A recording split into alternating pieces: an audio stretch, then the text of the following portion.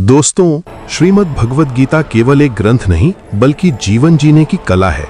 ये हमें सिखाती है कि दुख क्यों आता है, सुख कैसे टिकता है और कर्म करते हुए मन को शांत कैसे रखा जाए। यदि गीता के इन विचारों को मन से समझ लिया जाए तो जीवन की आधी परेशानियां अपने आप समाप्त हो जाती हैं। इसलिए इन बातों को ध्यान से समझिए। गीता का पहला संदेश ये है कि जो व्यक्ति हर समय मीठा बोलता है और आवश्यकता से अधिक प्रशंसा करता है, उस पर तुरंत भरोसा नहीं करना चाहिए। अक्सर ऐसे शब्दों के पीछे स्वार्थ छिपा होता है। सच्चे लोग कम बोलते हैं पर सही बोलते हैं। दूसरा उपदेश ये है कि केवल आंखों से दिखाई देने वाली बात ही सत्य नहीं होती। कई बार भ्रम को ही हम सत्य मान लेते हैं। इसलिए किसी निर्णय पर पहुंचने से पहले धैर्य और विवेक से काम लेना चाहिए। तीसरा संदेश ये है कि फल की इच्छा से किया गया कर्म मन को अशांत करता है। जब मनुष्य केवल परिणाम के बारे में सोचता है और परिणाम उसकी अपेक्षा के अनुसार नहीं आता तो वो दुखी हो जाता है। इसलिए कर्म को कर्तव्य समझकर करो, फल ईश्वर पर छोड़ दो। भगवान श्री कृष्ण कहते हैं कि निस्वार्थ भाव से किया गया कर्म ही मनुष्य को शांति और संतोष देता है।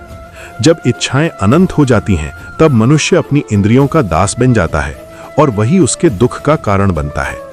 चौथा उपदेश यह है कि दूसरों की निंदा, चुगली और ईर्ष्या करने से हम स्वयं अपने जीवन में नकारात्मकता को आमंत्रित करते हैं। जो जैसा सोचता है वैसा ही उसका भाग्य बनता है। पांचवा संदेश यह है कि हर कर्म का फल निश्चित है। अच्छा कर्म सुख देता है और बुरा कर्म कष्ट। समय लग सकता है, लेकिन कोई भी कर्म बिना परिणाम के नहीं रहता। छठा उपदेश ये सिखाता है कि मनुष्य को अपने मन की शक्ति को पहचानना चाहिए। संसार वैसा ही प्रतीत होता है जैसी हमारी सोच होती है। सकारात्मक दृष्टि रखने वाला व्यक्ति अंधेरे में भी रास्ता खोज लेता है। सातवां संदेश ये है कि क्रोध बुद्धि का नाश कर देता है। क्रोध में लिया गया निर्णय जीवन भर का पछतावा बन सकता है। जो व्यक्ति क्रोध पर नियंत्रण रख लेता है वही वास्तव में शक्तिशाली होता है। आठवां उपदेश यह है कि अपना सहारा मनुष्य को नहीं, ईश्वर को बनाना चाहिए, क्योंकि जो स्वयं असहाय है वो दूसरों का सहारा कैसे बनेगा। ईश्वर पर विश्वास रखने वाला व्यक्ति कभी अकेला नहीं होता। नवां संदेश यह है कि किसी की मदद करके अहंकार नहीं करना चाहिए। मदद करने वाला केवल माध्यम होता है, कराने वाला स्वयं ईश्वर होता है। और अंत में गीता हमें यही सिखाती है कि श्रद्धा, संयम, कर्म और विश्वास, ये चार चीजें यदि जीवन में आ जाएं तो कोई भी दुख स्थायी नहीं रह सकता। दोस्तों, ये याद रखना चाहिए कि हम सभी केवल माध्यम हैं, कर्ता वास्तव में ईश्वर ही हैं। इसलिए क्रोध करना व्यर्थ है। जब हम क्रोध में आकर तुरंत प्रतिक्रिया देते हैं तो ये दर्शाता है कि हमें कर्म और ईश्वर के न्याय पर पूर्ण विश्वास नहीं है।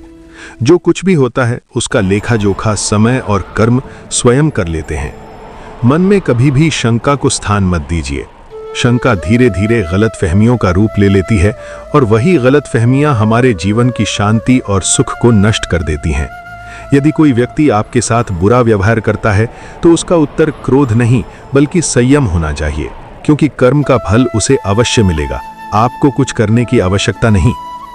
गीता हमें सिखाती है कि उपकार नहीं परोपकार करो और चिंता नहीं चिंतन करो।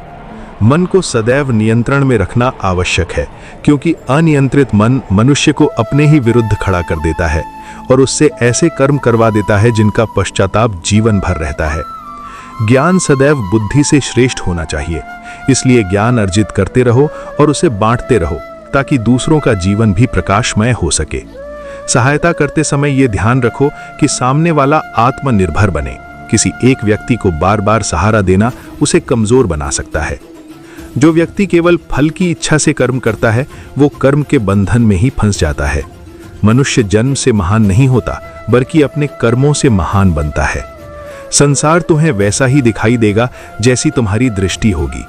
मेरा, तेरा, छोटा, बड़ा, अपना, पराया, इन भेदों को मन से मिटा दो, तब संपूर्ण संसार तुम्हारा होगा और तुम संपूर्ण संसार के।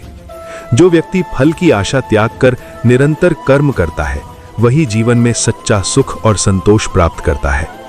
दुख तभी तक प्रभाव डाल सकता है जब तक इंद्रियां हमारे वश में नहीं होती। अत्यधिक लगाव अंततः दुख का कारण बनता है। वही मनुष्य सदा संतुष्ट रह सकता है जो कम में भी खुश रहना जानता है और अधिक पाने की लालसा नहीं रखता। गीता का अगला उपदेश यह है कि मन को शांत रखना सीखो। अशांत मन केवल दुख को जन्म देता है, जबकि शांत मन प्रेम, करुणा और आनंद का स्रोत बनता है। सुख और दुख दोनों ही मन की अवस्थाएं हैं। हद से अधिक लगाव विनाश का कारण बन सकता है, जैसे धृतराष्ट्र का राजगद्दी से मोह पूरे वंश के विनाश का कारण बना।